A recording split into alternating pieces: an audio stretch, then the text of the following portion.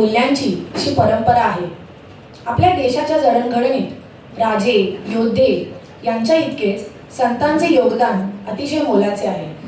संतांनी आपल्या विचारांनी, आचरणाने आणि लेखनातून समाजाला नेहमीच जागृत केले. एकतेचा संदेश दिला. राष्ट्रप्रेमाची ज्योत तेवत ठेवली. संतांनी केवळ अध्यात्म शिकवले नाही, तर अन्यायाविरुद्ध आवाज उठवला. समाजातील भेदभाव दूर करण्याचा प्रयत्न केला. लोकांमध्ये नैतिक मूल्ये रुजवली आणि राष्ट्राला एकसंघ ठेवण्याचे कार्य केले. आजच्या या कार्यक्रमातून आपण संतांचे असेच महान योगदान समजून घेणार आहोत. आपल्या आजच्या कार्यक्रमाच्या वक्त्यांचा परिचय. श्री संजय दत्तात्रय मुरगाळे हे शिक्षण, संस्कार विकास, योग प्रसार आणि सामाजिक सांस्कृतिक कार्यक्षेत्रात दीर्घ अनुभव असलेले कार्यकर्ते व अध्यापक आहेत. त्यांनी MA राज्यशास्त्र आणि BA ही पदवी संपादन करून ज्युनियर कॉलेजमध्ये अध्यापनाची सेवा बजावली आहे. अध्यापनातून निवृत्त झाल्यानंतरही समाज जीवनात सक्रिय असून मूल्य शिक्षण व संस्कार विकास या विषयांवर त्यांचे विशेष काम चालू आहे. लहान मुलांसाठी त्यांनी संस्कार दीप हे संस्कारपर पुस्तक लिहिले असून ते समाजात मार्गदर्शक म्हणून व्यापकपणे प्रसिद्ध आहे. योग क्षेत्रातही त्यांनी काही वर्षे पतंजली योग यासाठी कार्य केले आहे. विश्व हिंदू परिषदेच्या कार्यात पश्चिम महाराष्ट्र प्रांताचे सेवा कार्यप्रमुख, पश्चिम महाराष्ट्र प्रांताचे सहमंत्री तसेच प्रांतमंत्री अशा विविध प्रांतस्तरीय आणि विभागीय जबाबदाऱ्या त्यांनी पार पाडल्या आहेत. सध्या ते महाराष्ट्र व गोवा राज्याचे परिषदेचे धार्मिक विभाग प्रमुख म्हणून कार्यरत आहेत. या भूमिकेत ते संत, धर्माचार्य संपर्क, मंदिर आणि पुरोहित संपर्क, विविध जत्रा व यात्रांचे समन्वय कार्य, संस्कृत भाषा प्रचार तसेच धार्मिक सांस्कृतिक क्षेत्रातील विविध कार्यक्रमांचे नियोजन आणि मार्गदर्शन करत असतात.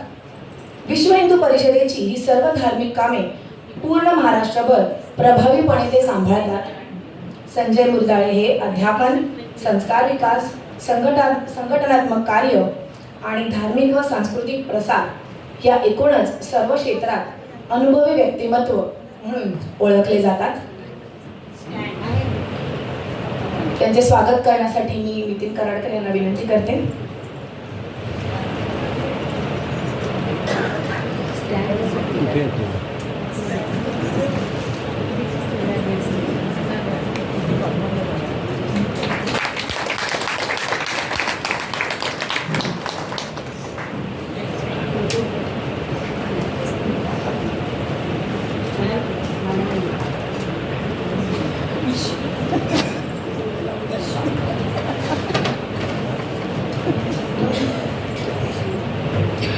आपल्या या संत महोत्सवाला काही लोकांचे आर्थिक सहकार्य लाभले आहे.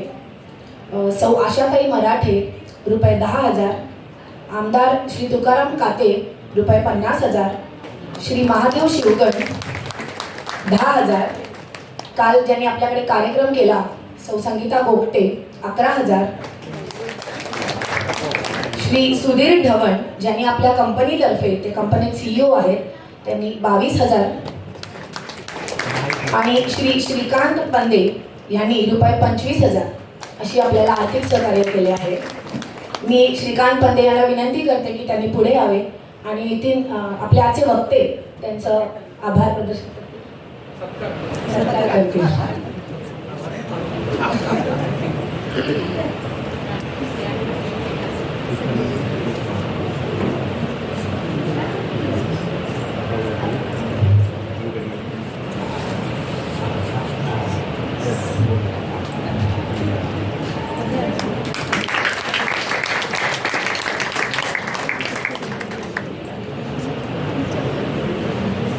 पुढील सूत्र आपण वक्त्यांच्या हातात देऊया. तुम्ही इथेच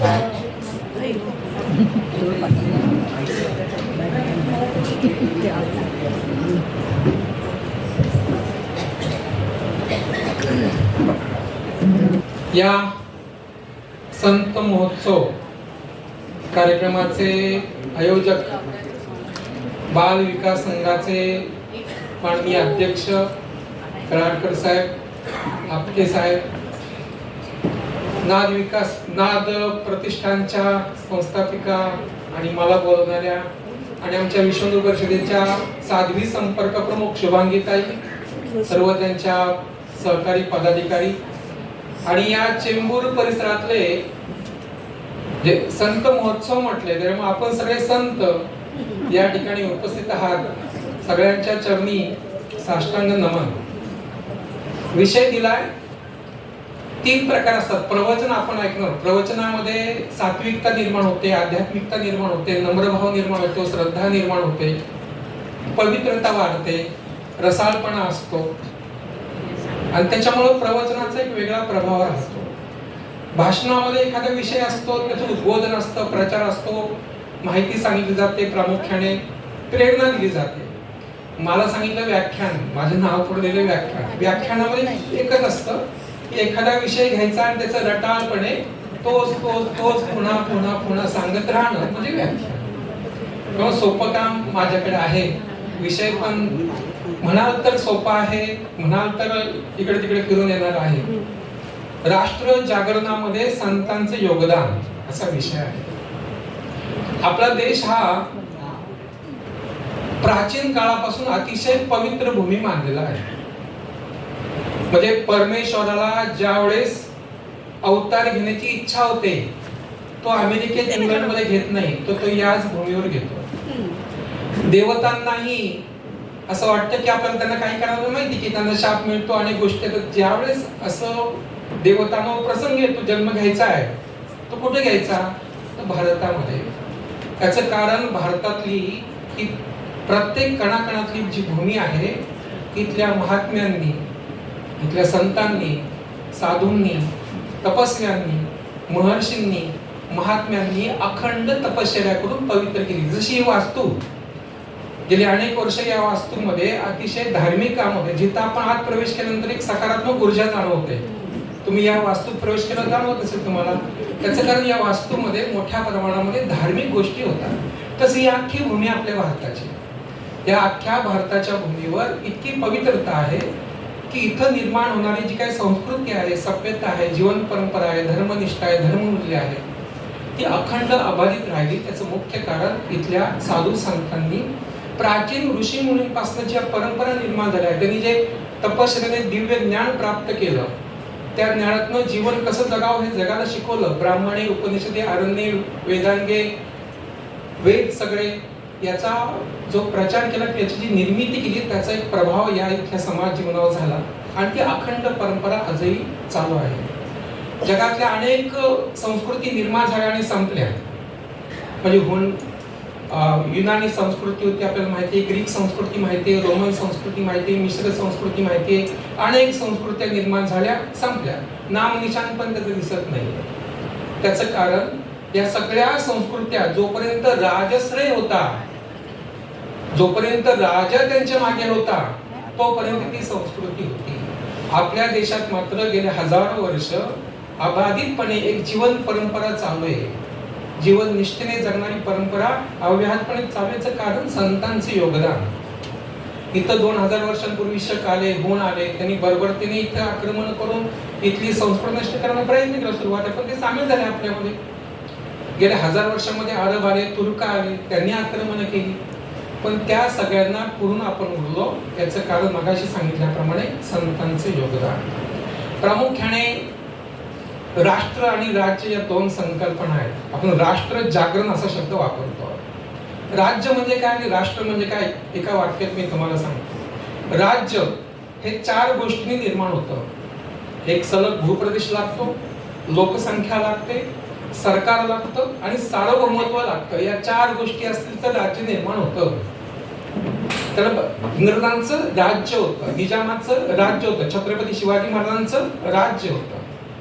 राष्ट्र ही संकल्पना थोडी व्यापक आहे. राष्ट्राला काही गोष्टी मदत करतात. समान भूप्रदेश मदत करतो, समान इतिहास मदत करतो, समान संस्कृती मदत करते, समान धर्म मदत करतो, समान भाषा मदत करते, समान राजकीय आकांक्षा मदत करते. ह्या सगळ्या गोष्टी फक्त मदत करतात. पण जोपर्यंत त्या परिसरातल्या, त्या प्रदेशातल्या, त्या विभागातल्या लोकांच्या मनामध्ये भावनिक मानसशास्त्रीय, सामाजिक, सांस्कृतिक एकता निर्माण आणि राजकीय सुद्धा एकता निर्माण होत नाही तोपर्यंत ते देश निर्माण होत नाही. आपल्या ऋषीमुनींनी अनेक श्लोकांमध्ये त्याचं वर्णन केलंय की हा देश प्राचीन काळापासून संपन्न आहे किंवा ह्या देशामध्ये ही पवित्र भूमी आहे. अथर्ववेदामध्ये एक श्लोक येतो, भद्रम इच्छन्त ऋषिया स्वनिर्धाः तपो दीक्षाम उपनिषेदुअग्रे ततो राष्ट्रम बलम ओजस्वजातम तदस्मे देवा उपसंनमन्तु. याचा अर्थ असा आहे की या देशात या भूमीमध्ये प्राचीन ऋषींनी आपल्या तपश्चर्येच्या बळावर ज्ञान मिळवलं आणि मग त्यातून ओज निर्माण झालं, बल निर्माण झालं आणि राष्ट्र ही संकल्पना निर्माण झाली. आणि म्हणून ज्ञानी ऋषींनी, ज्ञानी लोकांनी, विद्वानांनी, सगळ्यांनीच देशाची नम्रपणे सेवा करावी असा या श्लोकाचा हा अथर्ववेदामधला श्लोक आहे. म्हणजे राष्ट्र हा भाव, राष्ट्र ही संकल्पना अथर्ववेदापासून आहे. या देशामध्ये सांस्कृतिक एकता प्राचीन काळापासून आहे. म्हणजे आपल्या पूर्वजांनी बघा ना तुम्ही, चारही दिशांना तीर्थक्षेत्र निर्माण केले. उत्तरेला गेलात की तुम्हाला कैलास मानसरोवर दिसत आहे, बद्रीनाथ आहे, केदारनाथ आहे. पूर्वेला गेलं तर गया आहे, कोणार्क आहे.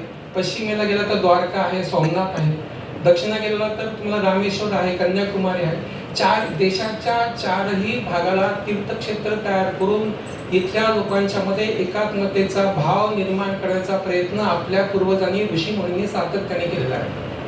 आता हा देश ऋषीमुनींनी कसा कसा परंपरेने विकसित केला आहे मी थोडक्यात फक्त उदाहरण देते, पुढे जाईल म्हणजे आपला वेळ पण वाचेल. या भगवान श्रीरामाचं चरित्र ज्यांनी निर्माण केलं ते महर्षी वाल्मिकी. चरित्र निर्माण केल्यानंतर आपल्याला लक्षात येईल की त्यांना जो काय जीवन घटना सगळ्या मांडल्या. भगवान रामाने काय केलं, तो उत्तरेपासून दक्षिणेपर्यंत प्रवास केलाय, माणसं जोडली, ठिकठिकाणी संघटन बांधलंय, सामान्य लोकांना एकत्र केले, म्हणजे एकात्मतेचा भाव निर्माण केला. व्यासांनी भगवान श्रीकृष्णाचं चरित्र आपल्या समोर मांडलं. काय केलंय, पूर्वेपासून पश्चिमेपर्यंत पूर्ण त्यांची जोडून पूर्णपणे तो सगळा भाग जोडून दिलाय. त्याचा प्रवासही पहा, भगवान कृष्णाचे प्रवासही पहा, ते आडवे आहेत. म्हणून एक समाजवादी नेते होऊन गेले, राम मनोहर लोहिया, ज्येष्ठ समाजवादी नेते होते. त्यांनी एक पुस्तक लिहिलं, हिंदू बनाम हिंदू नावाचं. त्याच्यामध्ये एक लेख आहे, ते म्हटले की या देशामधलं राष्ट्ररूपी वस्त्र भगवान राम, त्यांनी भगवान शब्द नाही वापरले, समाजवादी होते मी म्हणतोय, रामाने आणि कृष्णाने असं विणलंय की त्यातला एकही धागा बाजूला काढता येत नाही. या दोघांच्या किंवा दोन ऋषींच्या प्रयत्नाने प्राचीन काळापासून हा देश विकसित होत गेला, निर्माण होत गेला. आपण आद्य शंकराचार्यांचा विचार केला तर आद्य शंकराचार्यांनी प्रामुख्याने आपल्याला कल्पना आहे की 2500 वर्षांपूर्वी आद्य शतक, कसं 700 शतकात म्हणतात, काही जण 2500 वर्षांपूर्वी म्हणतात. तर प्रामुख्याने या देशांमध्ये आयुष्य किती, 32 वर्षाचं आयुष्य आद्य शंकराचार्यांना. या 32 वर्षामध्ये 3 वेळा पूर्ण अख्खा भारत ते फिरले. त्यांच्या लक्षामध्ये आलं की समग्रता आहे, समन्वय आहे, पण काही भेद निर्माण झालेत, काही संप्रदाय निर्माण झालेत, काही पंथांमध्ये समाज विभागला आहे, अनेक वामचार निर्माण झालेत, अनेक काय म्हणू आपण त्याला तांत्रिक साधना निर्माण झाल्यात. त्याचा परिणाम समाज मनावर होतोय. आणि म्हणून त्याने प्रामुख्याने चारही दिशांना 4 धाम स्थापन केले. माहिती, 4 पीठ स्थापन केले आद्य शंकराचार्यांनी. इथे ज्या सगळ्या भेद होते ते सगळे तोडून काढून बाजूला करून एकात्माशी उपचाराची किंवा काय आपण म्हणू त्याला पूजा पद्धती निर्माण, पंचायतन निर्माण केलं की सगळ्यांना समान, कॉमन, तुम्ही किती देवाची पूजा करा. म्हणजे मला नेहमी त्यांचं वेगळेपण असं वाटतं की आपल्याला पहा, अफगाणिस्तान हा देश, अफगाणिस्तान याच्यावर 7व्या शतकामध्ये इस्लामचं आक्रमण झालं आणि अक्षरशः 50 देशामध्ये देश कोलमडून पडला. त्याचं कारण काय, मी जेव्हा विचार करतो त्यावेळेस तिथे बौद्ध धर्म हा प्रभावी होता. तो बौद्ध धर्म जगामध्ये अनेक देशांमध्ये होता, पण इस्लामच्या आक्रमणामध्ये पहिल्यांदा होलपटला तो अफगाणिस्तान, कारण बौद्ध धर्माचा प्रभाव होता. आपल्या देशामध्ये इस्लाम धर्माला प्रभाव निर्माण करता न आल्याचं मुख्य कारण आद्य शंकराचार्यांनी जे काय सूत्र निर्माण केलं, जो काही चारी सांस्कृतिक एकता निर्माण केली, म्हणजे कालनीमध्ये कन्याकुमारीला जन्मलेल्या माणसाच्या मनामध्ये, काशीला जीवनामध्ये एकदा तरी जावं किंवा पुरीला जन्मलेल्या माणसाच्या मनामध्ये एकदा तरी द्वारकेला जाऊन भगवंता कृष्णाचं दर्शन घ्यावं हा जो भाव आहे ना, हा भाव आद्य शंकराचार्यांनी इथल्या माणसाच्या मनामध्ये सनातनी वृत्तीने निर्माण केला. आणि म्हणून किती मोठं आक्रमण झालं तर आद्य शंकराचार्यांच्या प्रयत्नामुळे आपला देश कोलमडला नाही, तो टिकून राहिला. या सगळ्या संतांचं योगदान आपण पाहिलं. त्याच दरम्यान खाली 1077 मध्ये रामानुजाचार्यांचा जन्म होतोय. तेव्हा चोलराजांचं राजवट असू शकते, बाकीचे आक्रमण सुरू झाले होते. 8व्या-9व्या शतकापासून इस्लामचं आक्रमण या देशावर चालूच होतं, वारं व्हायला लागलं होतं. प्रामुख्याने थोडा दोष निर्माण झाला होता. अनेक गोष्टींमुळे दोष निर्माण झाले होते समाजामध्ये. विषमता निर्माण झाली होती, जाती प्रथा निर्माण झाली होती, वर्णावस्था लवचिक जरी पूर्वी होती ती त्याची कठीणता येऊ लागली होती. अशा स्थितीमध्ये रामानुजाचार्यांचं योगदान दक्षिण भारतामध्ये फार मोठे. म्हणजे संतांनी काय काम केलं, हा देश संतांमुळे कसा टिकला याचं मी पुन्हा पुन्हा वाक्य वापरतो. रामानुजाचार्य हे समतावादी होते. प्रामुख्याने सर्वांना समान लेखणं, सर्वांना मंदिर प्रवेश मिळणं हा त्यांचा एकंदर. त्यांनी विष्णू सहस्रनामावर टीका आलेली किंवा अलवार नावाचे संत होऊन गेले दक्षिण भारतामध्ये, त्यांच्यावर टीकात्मक लेखन केलं. 12 वर्ष ते शालिग्राम नावाच्या भागात राहिले दक्षिण भारतात. देशभर त्यांनी पण 2दा प्रवास केला. प्रामुख्याने त्यांचं एक उदाहरण सांगतात. त्यांच्या गुरूंनी, ते पूर्वी फार कडक परंपरा होती. आपल्याला माहिती की गुरुनी जर आपल्याला मंत्र दिला तर तो कोणाला सांगायचा नसतो, बरोबर की नाही? तो आपणच त्याचं चिंतन करायचं, आपण तो सिद्ध करायचा असतो. 13 कोटी वेळा झालं की सिद्ध होतो मंत्र. तर मंत्र दिला आणि सांगितलं हा कोणाला देऊ नको, हा मंत्र तू जर सिद्ध झाला तर तू स्वर्गात जाशील.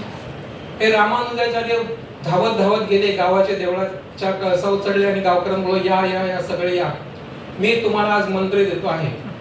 हा मंत्र तुम्ही घेतला की सगळेजण तुम्ही सुद्धा मोक्ष पावाल, स्वर्गाला जाल.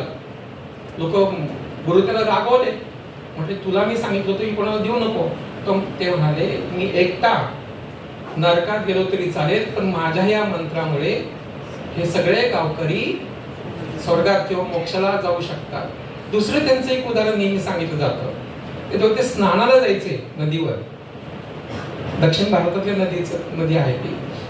त्यावेळी जाताना ते आपल्या ब्राह्मण शिष्याच्या खांद्यावर हात ठेवून जायचं आणि येताना आपल्या तथाकथित म्हणू शकतो आपण तथाकथित शूद्र किंवा दलित च्या खांद्यावर हात ठेवून ते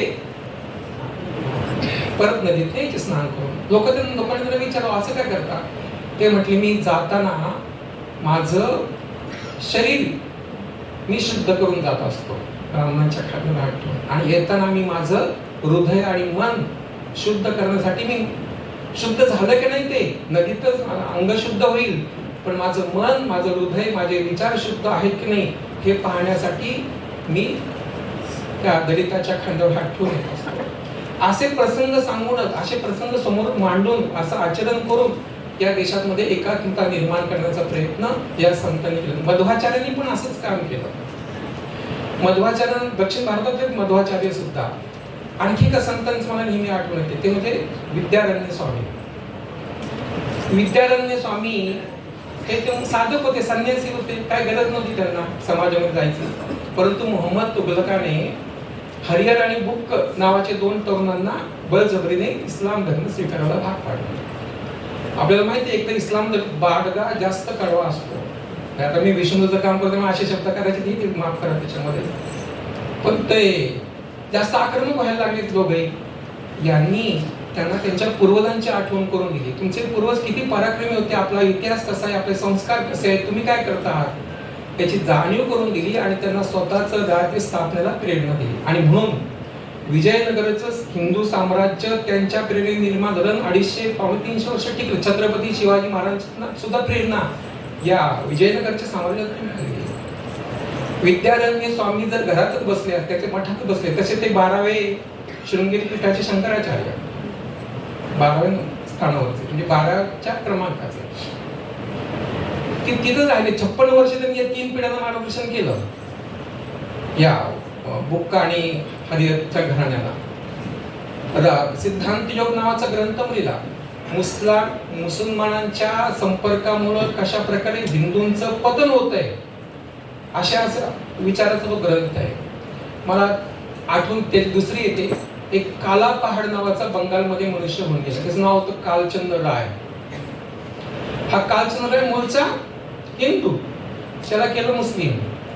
तो गेला तिथल्या धर्माचार्यांकडे किंवा मला तुम्ही परत घ्या हिंदू, मी मुसलमान झाले, मला चुकलंय आमचं.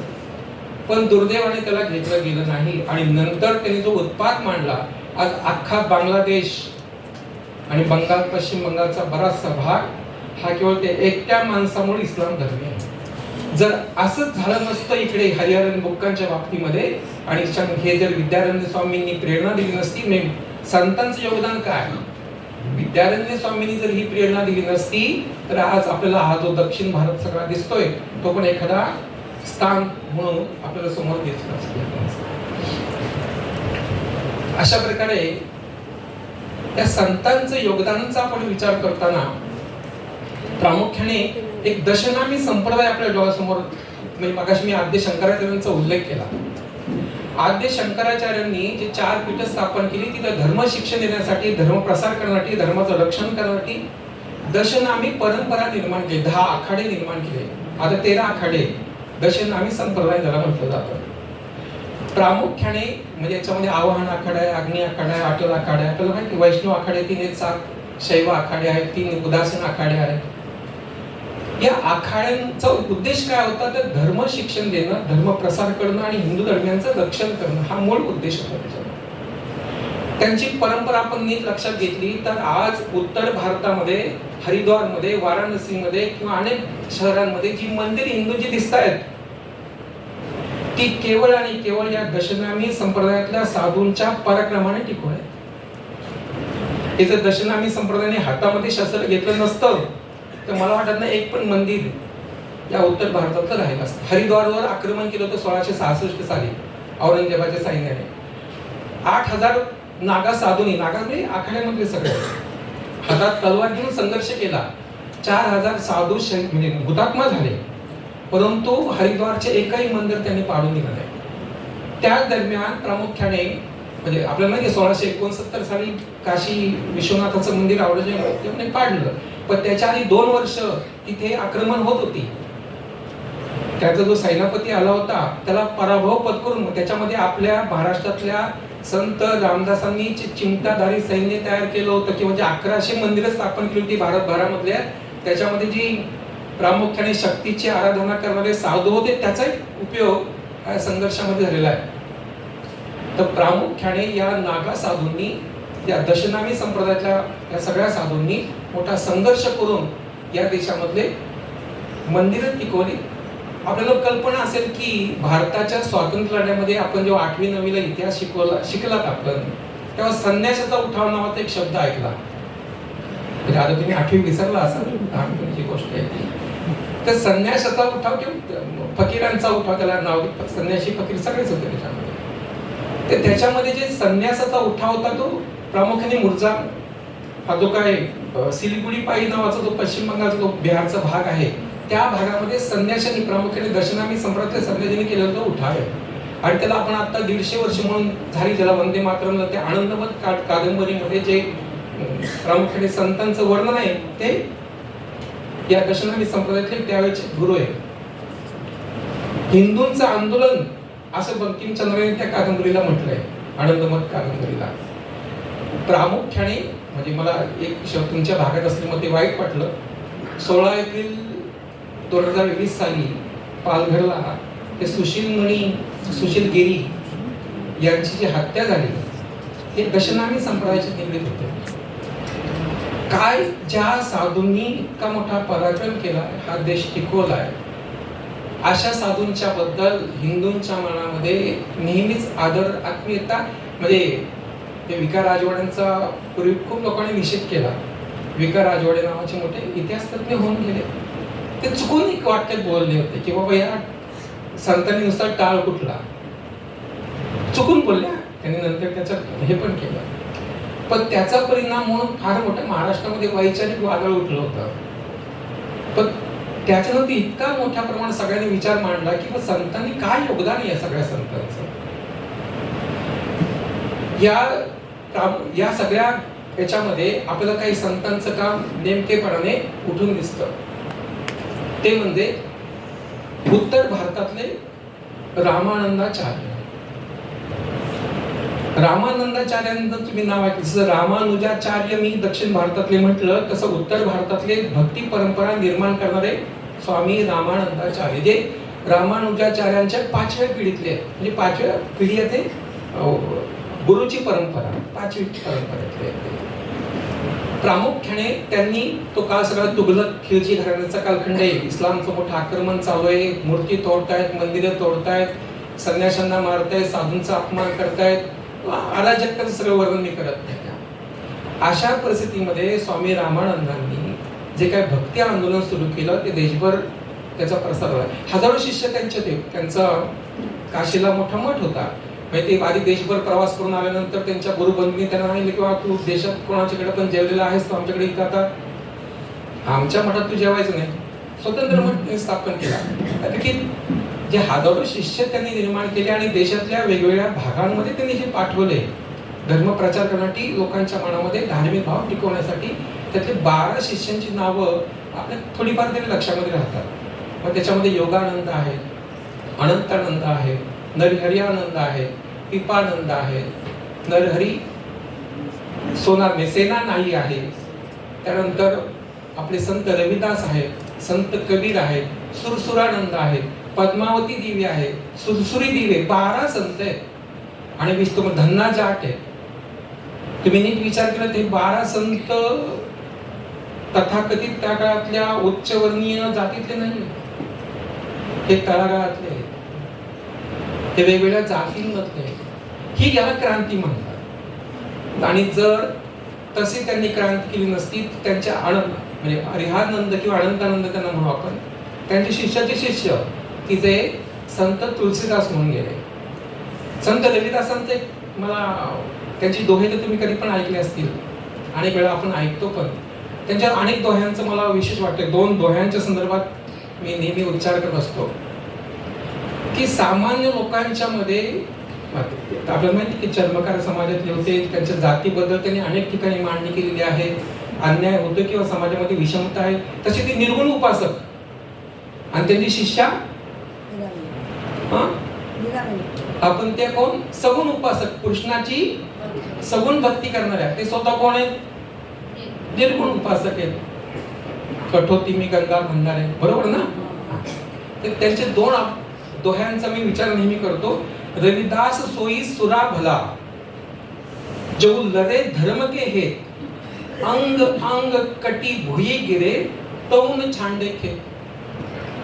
लोकांना काय प्रेरणा दिली असेल बघा ना, की धर्माच्या रक्षणासाठी तू अढळपणे त्या मैदानावर, त्या रण मैदानावर अढळपणे उभा राहा. तुझ्या शरीराचे तुकडे तुकडे झाले तरी चालतील, पण धर्मासाठी तू जगलं पाहिजे, धर्मासाठी सुद्धा आयुष्यात समर्पण झालं पाहिजे, असं आवाहन ते या दोह्यामध्ये समाजाला करतायत. एका दोह्यात ते म्हणतात, धर्म हेत संग्राम महजो कौ कटायसीस, धर्म हेत संग्राम महजो कौ कटायसीस, सो जीवन सफल भया रविदास मिलही जगदीस. धर्माच्या संघर्ष, धर्मरक्षण, तो काळ बघा काय कोणत्या काळात ते सांगतायत. आताच्या काळात काही सांगणं सोपं आहे. ज्या कालखंडामध्ये धर्माचं नाव घ्यायला सुद्धा इस्लाम धर्माच्या संदर्भामध्ये आपल्याला विचार केला तर फार मोठं आक्रमण, त्या लोक कशी जगली की या संतांच्याकडे पाहून जगली. किती अत्याचार झाले असतील, किती यातना सहन करावं लागले असतील, किती पीडा सहन करावं लागले असतील. काय आदर्श होता समोर? फक्त या संतांचं जीवन समोर होतं, या संतांचा उपदेश समोर होता, या संतांचा आशीर्वाद लोकांवर होता.